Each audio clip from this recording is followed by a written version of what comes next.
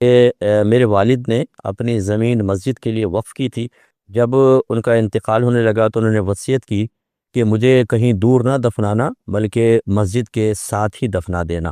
تو ہم نے ایک ایسے ہی کیا۔ 20 سال ہو گئے ہیں تو کہتے ہیں کہ کسی نے کہا کہ اس طرح اکیلی قبر بنانا منع ہوتا ہے اور میت پر عذاب ہوتا ہے، کیا حکم شرع ہوگا؟ دیکھیں، جس نے یہ کہا یہ تو خیر عذاب والی بات تو بالکل غلط کی کہ اکیلی قبر پر عذاب ہوتا ہے، ایسا کچھ بھی نہیں ہے۔ ہاں، دوسری بات ایک حد تک صحیح ہے کہ ایک تو جس جگہ پر انسان کا انتقال ہو اسی جگہ دفنانا یہ منع کیا گیا ہے، اور کہا گیا ہے کہ یہ نبیوں کے ساتھ مخصوص ہے کہ جہاں ان کا انتقال ہوتا ہے وہیں ان کو دفنایا جاتا ہے، تو غیر نبی کے ساتھ یہ معاملہ نہیں ہونا چاہیے۔ دوسرا یہ فقہا نے فرمایا کہ کسی کو اکیلا ایسے نہ دفنائیں بلکہ مسلمانوں کے قبرستان میں ہی دفنایا جائے، کیونکہ اس قبر کی پھر حرمت کا لحاظ کرنا اور پھر دیگر اور بہت سارے مسائل ہیں۔ اس طرح اگر کوئی کہہ دے گا تو ہر شخص اپنے اپنے گھروں کے اندر قبریں بنانا شروع ہو جائیں گے اور پھر پرابلم ہوگی، اس لیے مسلمانوں کے قبرستان میں ہی دفنانا چاہیے۔ تو والد صاحب کی وصیت مناسب نہیں تھی، اور یہ اچھی طرح یاد رکھیں کہ اگر فوت ہونے والا کوئی وصیت کر کے جائے تو اس وصیت کو پہلے شریعت پر پیش کرنا ہوتا ہے۔ یہ نہیں ہے کہ اگر آپ اس وصیت کو مثلا خلاف شرع وصیت ہے اور آپ یہ سوچیں اگر ہم پورا نہیں کریں گے تو میت کو اذیت اور تکلیف ہوگی، ایسا نہیں ہے۔ مرنے کے بعد جب حقیقت حال کھلتی ہے تو جو غلط وصیت کر کے گئے ہوتے ہیں، اگر اس مردے کو بھی سامنے لے آئے نا تو وہ آپ کے سامنے ہاتھ جوڑ کر کہے گا خدا کے واسطے اس وصیت کو پورا نہ کرنا کیونکہ مجھ پر وبال ہوگا، یا وصیت کو ختم کر دو کیونکہ مجھ پہ وبال ہو رہا ہے۔ اس لیے یہ بھولے پن سے یہ سوچنا کہ اگر ہم نے یہ بات پوری نہیں کی چاہے ناجائز کیوں نہ ہو میت کو اذیت ہوگی، غلط ہے۔ تو یہ وصیت ٹھیک نہیں تھی، آپ کو نہیں ماننی چاہیے تھی، وہیں دفنانا چاہیے تھا، لیکن بہرحال دفنا دیا، کوئی مسئلہ نہیں ہے۔ لیکن یہ عام انسان کے بارے میں ہے۔ اگر فقہائے اسلام، اگر کوئی شہر کے مفتیان کرام کسی معظم دینی کے لیے، مثلا کوئی بڑے عالم ہیں، مفتی ہیں، اور کوئی بڑے شیخ کامل ہیں، اور وہ لوگ یہ کہتے ہیں کہ اگر اس کو عام قبرستان میں ان کو دفنایا تو وہاں قبروں کی بے حرمتی بہت ہو رہی ہے، ان کی بھی ہوگی، اس لیے کسی مخصوص جگہ کے اوپر ان کو دفنا دیا جائے تو پھر اس کی گنجائش نکلے گی۔ جیسے بہت سے دارالعلوموں کے اندر ہی ان کے محتمین کی قبوریں بنی ہوئی ہیں، یا کوئی بڑے عالم تھے شیخ الحدیث وغیرہ، ان کی قبور بنا دی گئی ہیں، علیحدہ بنائی ہیں تاکہ بے حرمتی سے محفوظ رکھا جا سکے۔ تو بہرحال اس کی گنجائش ہے کیونکہ اس کو علماء کی تائید حاصل ہے۔ باقی یہ کہ اپنے پاس سے ایسی وصیتیں کرنا صحیح نہیں ہوتا۔ یہ کہتے ہیں کہ ہم نے ایک مکان خریدنے کا ارادہ کیا لیکن کسی نے ہمیں منع کیا۔ وجہ یہ بتائی کہ اس مکان میں کچھ عرصے قبل کسی شخص نے خودکشی کی تھی، تو اب وہاں سے عجیب عجیب آوازیں آتی ہیں اور کوئی سایہ ہے اس میں، تو اگر تم مکان لوگے تو بہت ساری پریشانی آئیں گی۔ تو اب یہ بتائیں کہ ہم وہ مکان لیں یا نہ لیں، اور اگر لے لیتے ہیں تو پھر اس کا کوئی حل ہے یا نہیں ہے؟ دیکھیں، یہ سب دقیانوسی باتیں ہیں۔ اگر فرض کر لیں کسی نے خودکشی کی بھی تھی تو اس کا اس مکان سے اب کیا تعلق؟ جسم اس کا قبر میں ہے اور روح جو ہے وہ قبر کے ساتھ تعلق رکھتی ہے، نہ کہ گھر میں وہ منڈلاتی پھرے گی اور وہ حملے کرے گی۔ یہ اصل میں ہوتا یہ ہے کہ ایسی بعض موویز دیکھتے ہیں جن میں کوئی بھی اپنے عقائد کو دکھاتا ہے، یا عقائد کو نہیں دکھاتا تو فرضی چیز بناتا ہے تاکہ لوگوں میں خوف پیدا کیا جا سکے۔ ہارر موویز ہوتی ہیں اور اسی سے ان کی ریٹنگ ہوتی ہے، اسی سے وہ پیسہ کماتے ہیں، تو اس میں وہ ایسی ایسی چیزیں دکھاتے ہیں جس کا ہمارے مذہب اسلام اور شریعت سے کوئی تعلق نہیں ہوتا۔ لیکن ہمارے مسلمان کے قربان جائیے، یہ قرآن کبھی نہیں پڑھے گا، حدیث نہیں پڑھے گا، علماء سے رائے نہیں لے گا، بلکہ جو عام باتیں ہیں، عام کتابیں ہیں، لوگوں کی رائے، لوگوں کی افواہیں، وہ یہاں بیٹھ جاتی ہیں اور دل پر اثر بھی بہت کرتی ہیں، اور اتنا اثر کرتی ہیں کہ ان کے تقاضے کے مطابق انسان عمل بھی کرنے لگتا ہے۔ اس کے برعکس اگر اللہ تعالیٰ عذاب قبر بیان فرمائے، عذاب جہنم بیان فرمائے، حدیثیں ایسی بیان کریں، اور اس کے علاوہ پچھلی قوموں کے واقعات بیان کیے جائیں کہ انہوں نے نافرمانی کی تو کیا انجام ہوا، یہ ہمارے دلوں پر اب اثر نہیں کرتا، جس سے معلوم ہوا کہ ہمارا ذہن اور ہمارا قلب یہ تھوڑا بیمار ہو چکا ہے، مریض ہو چکا ہے، اس کو اصلاح کی ضرورت ہے۔ کوئی پرواہ نہ کریں، آپ لینا چاہیں بالکل لے سکتے ہیں، کوئی عجیب غریب آوازیں نہیں، لوگ باتیں کرتے ہیں، کوئی سایہ وغیرہ نہیں ہوتا۔ ہاں، جنات ہو سکتے ہیں، لیکن جب ایک مسلمان کسی گھر میں رہتا ہے تو یاد رکھیں انسان کو جن سے نہیں ڈرنا چاہیے، جن انسان سے ڈرتے ہیں وہاں پہ آپ جائیں، قرآن پاک کی تلاوت کریں، نمازیں وغیرہ پڑھیں گے، گندے جنات بھاگ جائیں گے، اور اچھے جنات ہوتے ہیں وہ بالکل کو تنگ نہیں کرتے ہیں، جیسے مسلمان جنات ہیں وہ نمازیں پڑھتے ہیں، آپ کے گھر میں برکت کا سبب بنے گا۔ لیکن اس کے بعد ان تمام باتوں سے قطع نظر، ایک حقیقت کے بیان سے قطع نظر، بعض لوگ ایسے ہوتے ہیں کہ جن پر لوگوں کی افواہیں اور اسی طریقے سے یہ موویز وغیرہ کے اتنے اثرات مرتب ہو چکے ہوتے ہیں کہ آپ قرآن سنا لیں، حدیث سنا لیں، مضبوط کر لیں، وقتی طور پہ تو عارضی مضبوطی ان کو محسوس ہوتی ہے، لیکن اگر اس مکان میں گئے فرض کر لیں اور ہلکا سا کوئی کچن کے اندر بلی نے بھی کوئی برتن گرا دیے نا اور جا کر دیکھا بلی نظر نہیں آئی، تو دل حلق میں آ جائے گا کہ نہیں یار جو لوگوں نے کہا تھا ٹھیک تھا، مولوی صاحب نے مروا دیا۔ تو ایسے اگر کوئی کمزور عقیدے کا حامل ہو، کمزور باطن کا ہو، اور اس کو اپنے بارے میں گمان ہے کہ اگر دینی باتوں کے برخلاف کوئی چیز وہاں پر مجھے ایسی ظاہر ہو جاتی ہے جو شیطان بعض اوقات کسی نہ کسی ذریعے سے ظاہر کر دیتا ہے، تو پھر میرا اعتقاد اگر قرآن سے یا حدیث سے ہٹ جائے گا تو ایمانی برباد ہو جائے گا، تو اس کے لیے تو میرا مشورہ ہے بھائی نہ جاؤ، وہاں جانا کوئی فرض بھی تو نہیں ہے، لیکن یہ ضروری ہے کہ اس قسم کی دقیانوسی باتوں سے اپنا پیچھا چھڑوانا اور اعتقاداً ایک مضبوط مسلمان بننا انتہائی ضروری ہے، ورنہ یہ بے اعتقادی، بد اعتقادی، یہ اس طرح کی توہم پرستی بعض اوقات انسان کے ایمان کی بربادی کا سبب بن سکتی ہے۔ اللہ تعالیٰ سمجھنے کی توفیق عطا فرمائے۔ جو اس کی ایک مثال میں ضمناً دے دیتا ہوں، پھر اگلے سوال کی طرف آتا ہوں۔ بعض لوگ کہتے ہیں کہ کالے جادو کی کاٹ جادو سے ہی ہو سکتی ہے۔ اب یہ دیکھیں، یہ جو باتیں ہوتی ہیں نا، اب یہ حرام اور یہ کفر بھی ہے بعض صورتوں میں، کہ اگر کالا جادو کوئی کرتا ہے تو اس میں شرک یا کفر یا کلمات کہتا ہے، اور اگر آپ اسے کاٹ کروانے کے لیے چلے گئے کسی غیر مسلم کے پاس تو ہو سکتا ہے آپ کا ایمان چلا جائے، اگر وہ شرک کرے گا، کفر کرے گا، آپ بھی مارے گئے۔ لیکن یہ باتیں کیوں معروف ہو گئیں؟ کیونکہ ہم اسی طرح دقیانوسی باتیں قبول کرتے رہتے ہیں، قرآن و حدیث کی دلیل پیچھے ہوتی نہیں، تو آخر ایک وقت ایسا آیا کہ انسان کفر تک میں مبتلا ہو گیا۔ جیسے ایک بہن نے مجھ سے بھی پوچھا تھا کہ کسی نے کہا کہ جی یہ علاج مسلمان سے نہیں ہو سکتا، یہ ایک غیر مسلم سے ہوگا۔ اس نے بتایا، کوئی مذہب میں ذکر نہیں کرنا چاہتا، کوئی فیل کرے، بیڈ فیل کرے، اور کہتی ہیں ہم وہاں پر گئے اور علاج کروایا۔ اب آپ اندازہ کریں کہ غیر مسلم کے پاس جا کر کیا وہ پاکیزہ چیزوں سے علاج کرے گا؟ وہ تو گندی چیزوں سے کرے گا، خراب چیزوں سے، کفریہ، شرک یا کلمات۔ یعنی دنیا کی مصیبت اتنی بڑی ہے کہ اس کے لیے کفر بھی کر لیں تو کوئی بات نہیں، اور آخرت کی مصیبت اتنی ہلکی ہے کہ اس پر چلنے کے لیے، اس سے بچنے کے لیے مسلمان کوئی کام کرنے کے لیے تیار نہیں ہے۔ اس سے آپ اندازہ کریں کہ ہمارے اعتقاد میں کتنا فرق آ چکا ہے۔ اس لیے میں آپ سے کہتا ہوں ذرا مضبوط اعتقاد کے بنے، اور عاملین سے بھی میں بار بار گزارش کرتا ہوں، خدا را لوگوں کو آپ نے اتنا ضعیف الاعتقاد کر دیا کہ ان کو اب اللہ کی طرف سے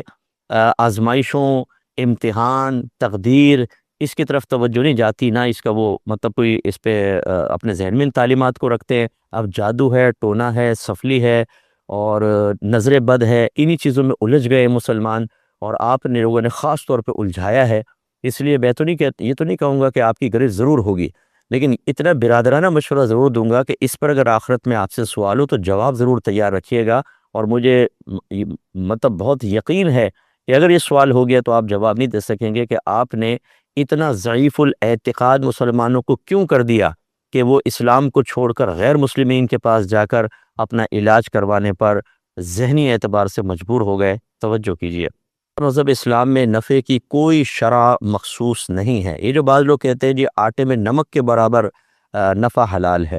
اب میں اس سے پوچھتا ہوں کہ بتاؤ آٹے میں نمک کی مقدار کیا ہے؟ وہ تو کوئی زیادہ نمک کھاتا ہے، کوئی درمیانہ کھاتا ہے، کوئی بہت ہی کم کھاتا ہے۔ یہاں پر بھی دیکھیں متعین نہیں ہوئی، اور یہ کوئی اصول نہیں، یہ اپنے پاس سے بنایا ہوا اصول ہے۔ نفع کی کوئی مقدار مقرر نہیں ہوتی ہے، لیکن یہ ضرور ہے کہ اگر کوئی ایسی چیز ہو جو لوگوں کی بنیادی ضرورت کی ہو اور آپ کے پاس ہے، دوسروں کے پاس نہیں، اس وقت لوگوں کی مجبوری سے فائدہ اٹھاتے ہوئے قیمت کو بڑھا دینا، یہ بالکل غلط ہوتا ہے۔ اور اتنا زیادہ اس کو مطلب یہ کہ عام حالت میں بھی اتنا بڑھا دینا کہ لوگوں کی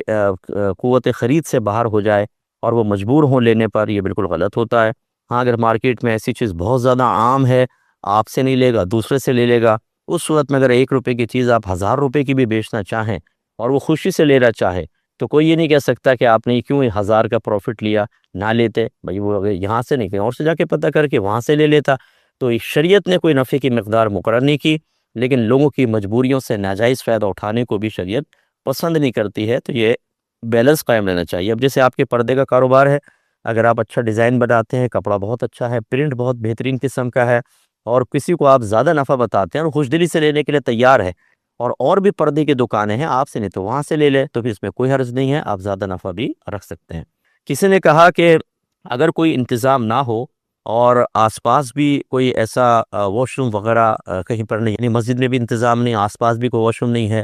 تو مسجد کے وضو خانے کی نالی کے اوپر پیشاب کرنا شرعاً جائز ہے؟ کیا حکم شرع ہے؟ دیکھیں، دو چیزیں ہیں، ایک تو یہ کہ مسجد کے احاطے میں آ کے جہاں وضو کر رہے ہوں وہاں پہ آپ نے آ کے پیشاب کر دیا، یہ تو بالکل غلط ہے، معیوب ہے، معتوب ہے، کراہت اور نفرت کا سبب بنے گا، اور یہ بالکل ٹھیک نہیں ہوگا۔ اور ایک ہے کہ جیسے مسجد کی نالی باہر نکل رہی ہے، دیوار کے باہر وہ کہیں پہ گٹر میں جا رہی ہے، اس کے اوپر پیشاب کرنا باہر وہ شرعاً جائز ہو سکتا ہے، کیونکہ وہ احاطہ مسجد میں نہیں، اور اس میں مسجد کی بے حرمتی نہیں، نمازیوں کے قلب میں کوئی نفرت وغیرہ پیدا نہیں ہوگی، تو اس کی گنجائش نکلے گی۔ اور بہتر یہ ہوتا ہے کہ اپنے گھر سے انسان وضو وغیرہ کر کے واش روم سے فارغ ہو کر آئے، جب کیسی صورتحال ہو۔ ہاں، اگر مسجد میں باقاعدہ استنجے خانے وغیرہ بنے ہیں پھر کوئی حرج نہیں ہے، لیکن مسجد کے اندر اس طرح نالی میں کرنا یہ صحیح نہیں ہوگا۔ کہتی ہیں کہ سنا ہے کہ سجدے میں آپ جو سجدے کی تسبیحات ہیں جو عربک میں ہم سبحان ربی الاعلیٰ پڑھتے ہیں، اس کے بعد پھر اپنی زبان میں بھی آپ دعا مانگ سکتے ہیں، کیا حکم شرع ہوگا؟ دیکھیں، مانگ تو سکتے ہیں دعائیں، لیکن بہت بہتر ہے کہ نہ مانگی جائے، کیونکہ اس میں بعض اوقات پھر ایسا بھی ہوگا کچھ دعا کے علاوہ الفاظ اگر نکل گئے جن کا تعلق دعا سے نہیں ہے، عام لینگویج ہے آپ کی، تو وہ نماز کے فساد کا سبب بھی بن سکتے ہیں۔ لہٰذا نماز کو اسی شکل میں باقی رکھنا جیسا نبی کریم صلی اللہ علیہ وسلم سے منقول ہے، بہت ہی بیسٹ ہوتا ہے۔ دعا کا مقام نماز کے اندر سجدہ ہی ہو، یہ کوئی ضروری تو نہیں ہے، جیسے کہ منقول ہے کہ نماز کے بعد بھی نبی کریم صلی اللہ علیہ وسلم نے دعا فرمائی، تو آپ پہلے اپنی آرام سے نماز کمپلیٹ کریں، اس کے بعد دعا کریں۔ اگرچہ نبی کریم صلی اللہ علیہ وسلم کا سجدے میں جا کر دعا مانگنا بھی ثابت ہے، لیکن بہتر مشورہ ہمارا ہی ہوگا کہ نماز کے بعد آپ کریں، کیونکہ جو قیودات نبی کریم صلی اللہ علیہ وسلم کے پیش نظر تھیں یا فقہا نے بیان فرمائی، وہ ہر ایک کے سامنے نہیں ہوتی، نہ اتنا علم ہوتا ہے، ہم ایسی کوئی بات سن کر اس پر عمل شروع کر دیتے ہیں، باقی معلومات ہوتی نہیں ہیں، اور اس سے پھر فساد نماز کے امکانات بھی پیدا ہو جاتے ہیں جو پتہ نہیں ہوتے، تو اس لیے ٹھیک نہیں ہوگا۔ ایک بھائی کہتے ہیں کہ میں 5 وقت نماز تو پڑھتا ہوں، لیکن مجھے ایسا محسوس ہوتا ہے جیسے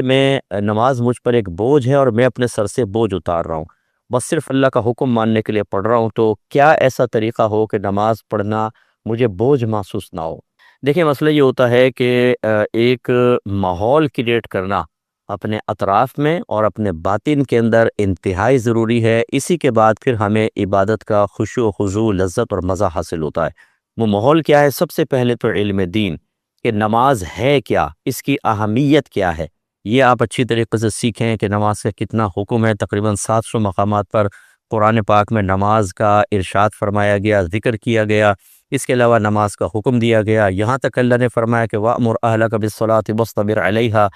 خود گھر والوں کو نماز کا حکم دو، خود بھی اس پر ثابت قدم رہو۔ نبی کریم نے فرمایا بچہ 7 برس کا ہو جائے تو نماز کا حکم دو، 10 برس کا ہو جائے تو مار کر نماز پڑھاؤ۔ حضرت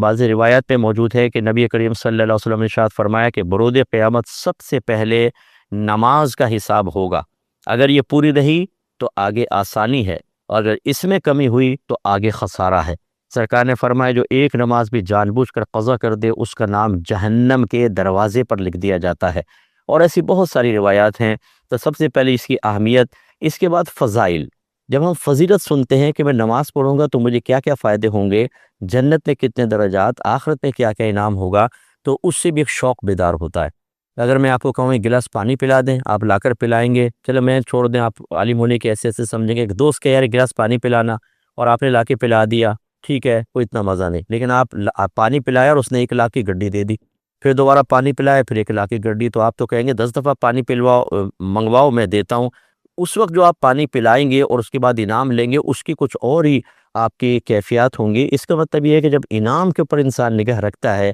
تو پھر اس کا ذوق و شوق بڑھتا ہے۔ اور اس کے علاوہ ایک ماحول کریٹ کرنا بہت ضروری ہوتا ہے۔ آپ اگر اپنے گھر میں ہوں، یعنی محلے میں اگر نکلیں، بہت سے ایسے ہوں گے آپ میں سے جو مجھے سن رہے ہیں، مرد حضرات کی بات کر رہا ہوں، کہ قمیض اتار کر محلے میں نہیں جا سکیں گے، شرم آئے گی، ایسے عزت دار ہوتے ہیں۔ لیکن جب آپ مکہ شریف جاتے ہیں، حج میں، عمرے میں، وہاں احرام پہنا ہوتا ہے، تو میں نے کتنے لوگوں کو دیکھا ہے وضو کرتے ہوئے احرام اوپر والی چادر اتار کر رکھ دیتے ہیں اور آرام سے کر رہے ہوتے ہیں۔ کیوں؟ ایک ماحول بن گیا ہوتا ہے۔ جب آدمی اس ماحول میں رچ بس جاتا ہے تو پھر بہت ساری چیزیں کو چھوڑ کر اسی ماحول کے مطابق اپنی طبیعت کو پاتا ہے۔ تو آپ کو بھی ایک ایسے ماحول کی ضرورت ہے جس میں نماز کی اہمیت بہت ہی زیادہ ہو۔ کام چل رہا ہے، دکان چل رہی ہے، چھوڑ کر وہ نماز پڑھنے جا رہا ہو تو پھر آپ کو لگے گا یہ بوجھ نہیں ہے، یہ تو بڑی اہمیت کی حامل چیزیں، دیکھو کیسی پرواہ کر رہے ہیں، تو پھر آپ کے لیے بھی ایسا ہوگا۔ تو خلاصہ کلام یہ ہے کہ نماز کی فضیلتیں وغیرہ دیکھیں اور آخرت پہ بھرپور توجہ رکھیں، اس نماز کے انعامات پر غور و تفکر کریں، تو انشاءاللہ آہستہ آہستہ بہتر ہوگا۔ لیکن ایک بات میں عرض کر دوں نماز چاہے بوجھ محسوس ہو چاہے غیر بوجھ، ادائیگی کرتے رہیے گا۔ بعض اوقات شیطان آپ سے کہے گا ایسی نماز پڑھنے کا کیا فائدہ کہ خالی سر سے بوجھ اتار رہا ہے۔ فائدہ نقصان نہ دیکھیں، اللہ کے حکم کو دیکھیں، نماز تو پڑھنی ہوگی۔ ہاں، کیفیات کو بدلنا بہت اچھا ہے، لیکن جب تک کیفیات نہ بدلیں نماز پڑھنا ہرگز مت چھوڑیے گا۔ یہ کہہ رہے ہیں پہلے مسلمانوں کا قبرستان تھا، اب اس میں غیر مسلمین کو بھی دفن کرنا شروع کر دیا گیا ہے، کیا حکم شرع ہوگا؟ دیکھیں وہاں کے جو بڑے لوگ ہیں، مقتدر حضرات ہیں، سختی کے ساتھ اس عمل کو روکیں، ان کے دیگر لوگوں کے قبرستان کے لیے الگ جگہ مخصوص کریں اور ان قبور میں سے مردوں کو نکال کر وہاں دفنائیں۔ وجہ اس کی یہ ہے کہ جب ایک غیر مسلم فوت ہوتا ہے، اگر وہ حالت کفر میں مر گیا تو اللہ تبارک و تعالیٰ کی طرف سے رحمت کے دروازے بند ہو جاتے ہیں اور اس پر لعنتیں برسنا شروع ہو جاتی ہیں۔ اسی لیے غیر مسلم کے جنازے میں کبھی شرکت نہ کریں، کیونکہ لعنتیں نازل ہو رہی ہوتی ہیں، عذاب اس پہ شروع ہو جاتا ہے، مذمتیں شروع ہو جاتی ہیں، عذاب کے فرشتے اس کے ساتھ ہوتے ہیں، تو مسلمان جائے گا تو اس کے اوپر بھی اس کے لازم اثرات ہوں گے۔ جیسے کہ ذکر کی محفل میں جو رحمتیں نازل ہوتی ہیں، ایک آدمی ذکر کر رہا ہوتا ہے، ہم ساتھ شامل ہوتے ہیں تو ہم پر بھی رحمت نازل ہوتی ہے۔ تو جو جس مجمع میں شریک ہوتا ہے وہاں جو نازل ہو رہا ہے، شریک بھی اس سے محفوظ نہیں رہ سکتا ہے۔ اور دوسری بات یہ ہے کہ جب اس قسم کے لوگ قبر میں جائیں گے تو لازم عذاب قبر میں مبتلا ہوں گے، شدید قسم کا عذاب قبر۔ اور جو مردہ ہوتا ہے وہ اپنے برابر میں اگر پڑوسی کو اذیت تکلیف ہے تو وہ بھی اس کے، یہ نہیں کہ اس کو تکلیف ہوگی مسلمان کو عذاب، لیکن اس کی چیخیں، اس کی آوازیں یہ ہو سکتا ہے کہ وہ بھی سنیں، اور جو لعنتیں اس پہ اور مزید عذابات کے فرشتے نازل ہو رہے ہوں گے اور دیگر معاملات، تو اس سے پھر ایک تشویش اور وحشت پیدا ہوگی اور یہ مناسب نہیں ہے۔ اس لیے مسلمانوں کے قبرستان سے بالکل علیحدہ رکھیں اور مسلمانوں کے قبرستان کو بالکل علیحدہ رکھیں۔ پھر اس میں خیر یہ تو نادانستہ طور پر ہوگا، لیکن یہ خطرہ ضرور ہے کہ کوئی کتبہ وغیرہ نہیں لگا، کسی نے آ کے اسی پہ فاتحہ پڑھ دی کہ چلو یار یہ بھی قبر، اس پہ بھی فاتحہ پڑھ دوں، اس کے لیے دعائے بخشش و مغفرت بھی وہ کر رہا ہو، حالانکہ غیر مسلم جو حالت کفر میں مر گیا اس کے لیے بخشش کی دعا کرنا یہ خود ایک کفر ہے، کیونکہ قرآن پاک کی ان آیات پر شک کا یہ گویا کہ اظہار ہے جس میں کہہ دیا گیا کہ اگر کوئی حالت کفر میں مر گیا پھر اس کے لیے بخشش نہیں، وہ ہمیشہ ہمیشہ جہنم میں رہے گا۔ اگرچہ میں نے پہلے یہ کہا کہ نادانستہ طور پہ کر رہا ہے تو حکم کفر تو نہیں دیں گے ہم اس پر، لیکن بہرحال آپ نے یہ خطرات تو ڈال دیے نا، پیدا کر دیے کہ جب آپ نے غیر مسلم کو بھی وہاں دفن ہونے دیا تو کوئی بھی مسلمانوں کے ساتھ ساتھ اگر کوئی یوں کہتا ہے السلام علیکم یا اہل القبور، اے قبر والو تم پر سلامتی نازل ہو، تو یہ تو سارے اس قبرستان میں مسلمان غیر مسلم سب ہیں، تو ان کے لیے بھی دعا ہوگی اور ان کے لیے دعا کرنا شرعاً صحیح نہیں ہوتا۔ کوئی اگر غیر مسلم ہمیں سن رہا ہے تو یہ نہ سمجھے کہ ہمارا مذہب تنگ نظر ہے، بلکہ ہمارا مذہب یہ بتاتا ہے کہ مذہب اسلام ایک بہترین مذہب ہے۔ اگر کوئی اس کو قبول نہیں کرتا تو اور اللہ کا انکار کر دیتا ہے، رسول کا کرتا ہے، قرآن کا انکار کرتا ہے، تو اس نے حق کا انکار کیا۔ اور آپ بھی سمجھیں گے کہ اگر کوئی قانون کے خلاف کوئی مجرم چل رہا ہوتا ہے، ملکی قانون کے خلاف ریپ کر رہا ہے، ڈاکے مار رہا ہے، اسنیچنگ کر رہا ہے، لوگوں کو قتل و غارت کر رہا ہے، اب اگر وہ مرتا ہے تو کیا آپ کے لیے اس کے دل میں ہمدردی پیدا ہوگی یا نفرت پیدا ہوگی؟ اور جبکہ اس نے آپ کو بھی لوٹا ہو تو آپ یعنی بہت اچھا ہوا مر گیا، لوگوں کو نجات ملی، تو اس کا مطلب یہ ہوا کہ دنیاوی لحاظ سے کوئی نقصان کا باعث بن رہا ہو اور اسی حالت میں مرے تو آپ بھی اس سے کراہت محسوس کرتے ہیں۔ تو ہمارا مذہب اسلام ایک حق مذہب ہے، جو اس کا انکار کر کے فوت ہوگا ہمارا قرآن اور حدیث سے کہتا ہے اس پہ عذابات کے سلسلے شروع ہو جائیں گے۔ اس لیے کوئی برا نہ مانے، بلکہ مذہب اسلام کو اسٹڈی کرے، میں تو یہ کہتا ہوں کہ آپ کریں اور دیکھیں کہ سب سے کامل اور صحیح ترین مذہب آج کے دور میں مذہب اسلام ہے، اور وہ میں زبردستی نہیں کہتا ہوں، آپ پڑھ کر دیکھیں، انشاءاللہ آپ کا دل تسلیم کرے گا کہ واقعی اس سے زیادہ کامل ترین مذہب اور کوئی بھی نہیں ہے۔ ایک اور پھر ایک کویسچن تھا، کہتے ہیں کہ ہماری مسجد میں ایک حاجی صاحب ہیں جو بہت ہی متکبرانہ چال چلتے ہیں، مسجد میں آتے ہیں، اگر کوئی بچہ بیٹھا ہوتا ہے تو اس کو ہاتھ سے کبھی نہیں ہٹاتے، پاؤں سے دھکا مارتے ہیں اور پھر وہاں نماز پڑھتے ہیں، اور اگر ہم ان کو کبھی پیار سے سمجھائیں تو وہ لڑنا شروع کر دیتے ہیں، کیا حکم شرع ہوگا؟ دیکھیں مسئلہ یہ ہے کہ ضرور تکبر بہت بری چیز ہے، اور نبی کریم صلی اللہ علیہ وسلم نے ارشاد فرمایا کہ برود قیامت متکبرین کو چیونٹیوں کی شکل میں لایا جائے گا اور لوگ انہیں اپنے پاؤں تلے روندتے ہوں گے، یعنی متکبر کا وہاں انجام بہت برا ہے، تو یہ واقعی قابل مذمت چیز ہے۔ تو آپ بہرحال اگر آپ سمجھتے ہیں کہ ان کے ظاہر سے تکبر ٹپکتا ہے، لوگوں کو سلام نہیں کرتے، ہاتھ ملا تو حقارت سے جھٹک دیتے ہیں، یا جو کچھ آپ نے کہا اگر واقعی وہ ویلڈ علامات ہیں، بہت ہی واضح علامات ہیں، تو آپ تکبر کا حکم دے سکتے ہیں اور پھر پیار سے سمجھائیں، نہ مانے تو بہرحال آپ کنارے کشی رکھیں۔ لیکن بعض اوقات ایسا ہوتا ہے کہ بعض لوگ قلبی متکبر نہیں ہوتے، لیکن ہم بعض چیزوں کو تکبر کی علامت قرار دے کر ان پہ متکبر ہونے کا حکم لگا دیتے ہیں، تو یہ بھی بالکل ٹھیک نہیں ہوگا۔ پہلے آپ اچھی طرح تصدیق کریں کہ ان کے اندر اور ایک دو علامات نہیں، کئی علامات دیکھیں۔ متکبر کی بہت ساری علامات ہوتی ہیں کہ یہ علامات ان کے اندر موجود ہیں یا نہیں ہیں، اگر ہیں تو ٹھیک ہے، پھر تکبر کا حکم ہو سکتا ہے۔ اور یاد رکھیں کہ حدیث کے مفہوم کے مطابق تکبر کا توڑ کیا ہے؟ تکبر، یعنی متکبر کے ساتھ تکبر سے پیش آؤ تاکہ متکبر کا تکبر ٹوٹ جائے۔ تو پھر یہ ایسے ان کے ساتھ ایک رویہ رکھنا چاہیے کہ اگر وہ متمنی ہے کہ لوگ مجھے سلام کریں، آپ سلام نہ کریں، ان کو آگے جگہ نہ دیں۔ اگر وہ آ جاتے ہیں ٹھیک ہے، پیچھے بیٹھو، نماز کا سب کا حق ہے۔ اس طرح رویہ اختیار کر کے ان کے تکبر کو توڑنے کی کوشش کریں۔ قلت وقت ہے، ورنہ میں آپ کو بزرگان دین کے کئی واقعات بتا دیتا کہ انہوں نے متکبرین کے سامنے جان بوجھ کر ایسا عمل اختیار کیا کہ اس کا تکبر کا توڑ تکبر کے ساتھ ہی کیا، لیکن یہ تکبر محمود تھا، کیونکہ یہ تکبر برے تکبر کے توڑ کے لیے تھا اور وہ تکبر غلط تھا۔ اس لیے ذرا سوچ سمجھ کے کریں کہ کسی پر متکبر کا حکم خواہ نہیں ہونا چاہیے، اور ہو تو پھر اس کے ساتھ ایسا طرز عمل اختیار رکھیں، اور وہ بھی ہمدردی کے ساتھ، نفرت کے ساتھ نہیں، تاکہ وہ بھی ہمارے مسلمان بھائی ہیں، ان کا اللہ تعالیٰ تکبر ختم کرے اور وہ عاجزی کی طرف آ جائیں۔ ان کے شوہر گورنمنٹ جاب کرتے تھے، فوت ہوا ہے، تو اب انشورنس وغیرہ کے کچھ پیسے گورنمنٹ دے رہی ہے، میں لے سکتی ہوں کہ نہیں؟ تو بالکل لے سکتے ہیں۔ جو بھی بینیفٹس ایسے ہوتے ہیں کہ جو گورنمنٹ یا کوئی بھی پرائیویٹ ادارہ بھی اپنے امپلائی کے ریلیٹیوز کو، جو بھی نومنی ہوتا ہے اس کو دیتا ہے، تو بالکل آپ لے سکتے ہیں۔ اب وہ کس مد میں دے رہے ہیں، کس میں نہیں، وہ آپ کا ہیڈک نہیں ہے۔ اگر کوئی ویسے ہمیں کوئی تحفہ دیتا ہے تو ہم اس کو لے سکتے ہیں۔ تو بالکل وہ بعض ایسے ہوتے ہیں کہ امپلائی انشورڈ ہوتے ہیں، وہاں پہ کچھ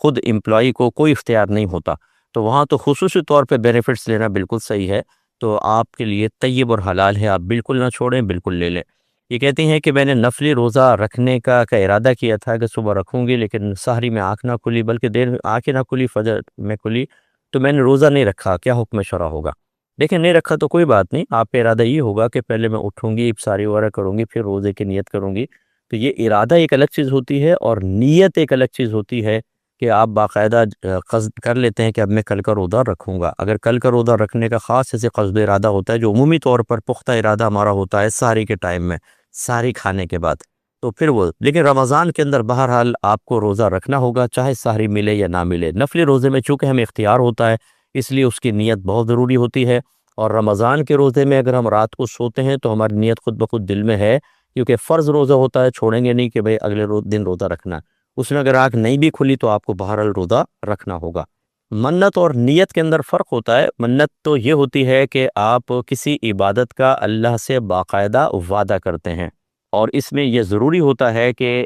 اتنی آواز سے آپ منت کے الفاظ ادا کریں کہ خود آپ کے کان سن جائیں۔ جب سنیں گے تو پھر یہ منت کہلائے گی اور آپ کو وہ رکھنا، عبادت کرنا لازم ہوگا۔ لیکن نیت صرف دل کے پختہ ارادے کو کہتے ہیں، اس میں الفاظ وغیرہ نہیں ہوتے، تو لہٰذا منت الفاظ کے ساتھ ہوتی ہے لازم، نیت خالی دل کے ارادے کا نام ہے۔ تو آپ نے اگر صرف دل میں ارادہ کیا تھا، زبان سے الفاظ ادا نہیں کیے تھے، تو پھر تو یہ صرف ایک نیت تھی اور نفل روزہ رہ گیا، بعد میں آپ دوبارہ رکھ لیجئے گا۔ لیکن اگر آپ نے الفاظ ادا کیے تھے کہ میں اے اللہ، میں تیری رضا کی خاطر کل کا روزہ رکھوں گی، تو یہ منت بن جائے گی، اور اس میں پھر آپ کی آنکھ نہیں کھلتی تب بھی آپ کو اگلے دن کا روزہ رکھنا واجب تھا۔ تو دیکھ لیجئے اگر آپ نے یہ منت تھی آپ کی یا صرف آپ نے نیت کی تھی۔ اگر نیت تھی تو کوئی مسئلہ نہیں ہے، بعد میں رکھ لیں، اور اگر منت تھی تو گویا کہ یہ قضا ہو گیا روزہ، اب اس کی قضا آپ کو زندگی میں جب بھی کبھی موقع ملے رکھنی ہوگی۔ یہ کہتے ہیں کہ کسی بھائی نے کہا کہ جی بیوی شوہر کی پسلی سے بنی، ہم نے سنا ہے، تو اگر کوئی عورت ایک کے بعد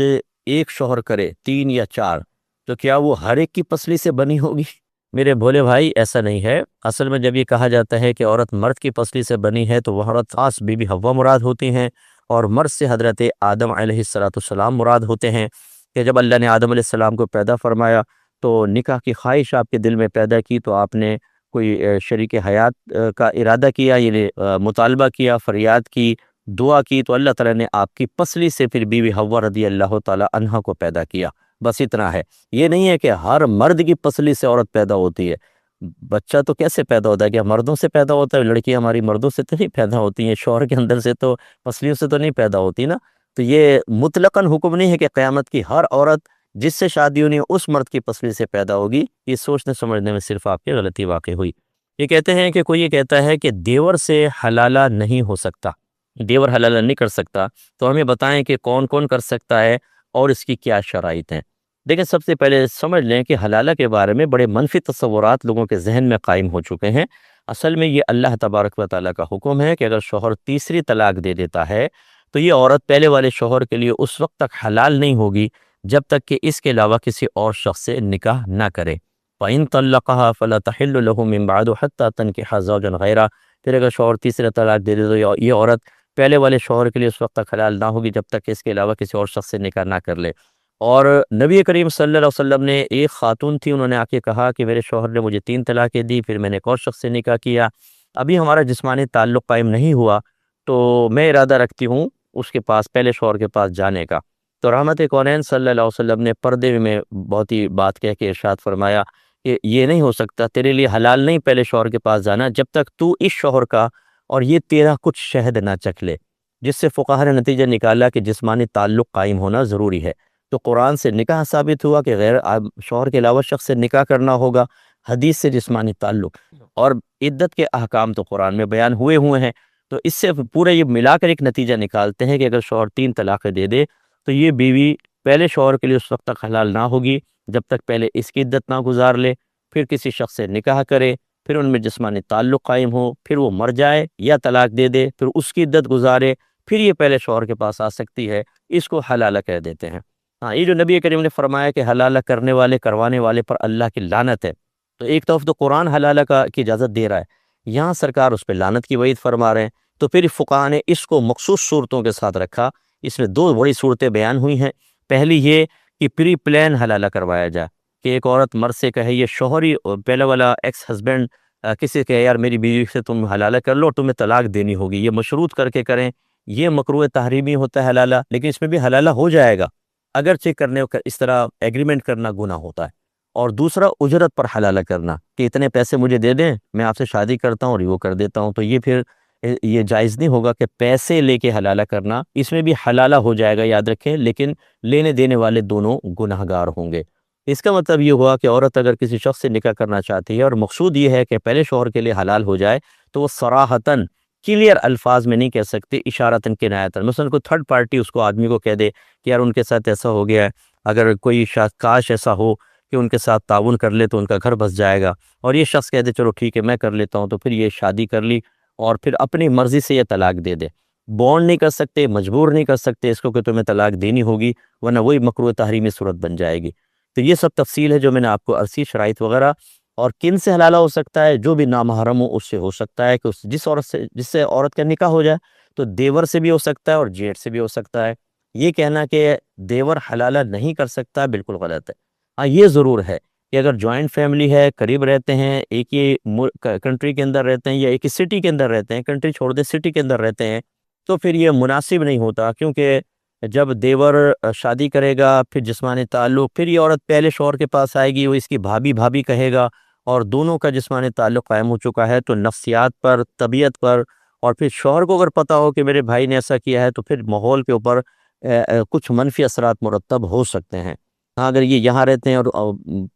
شوہر بیوی باہر کے ملک میں رہتے تھے، چلو ٹھیک ہے پاکستان میں آ کے کیا، پھر وہاں چلے گئے، پھر ملنا جلنا نہیں ہے، تو گنجائش نکل سکتی ہے، لیکن جہاں بار بار آمنا سامنا ہو، وہاں پر کیفیات جو ہیں وہ بہت ہی عجیب و غریب ہو جائیں گی۔ اس وجہ سے اگر کوئی مشورہ دے کہ دیور جیٹھ سے نہ کرو تو کوئی مسئلہ نہیں ہے، لیکن شریعت نے بہرحال منع نہیں کیا ہے۔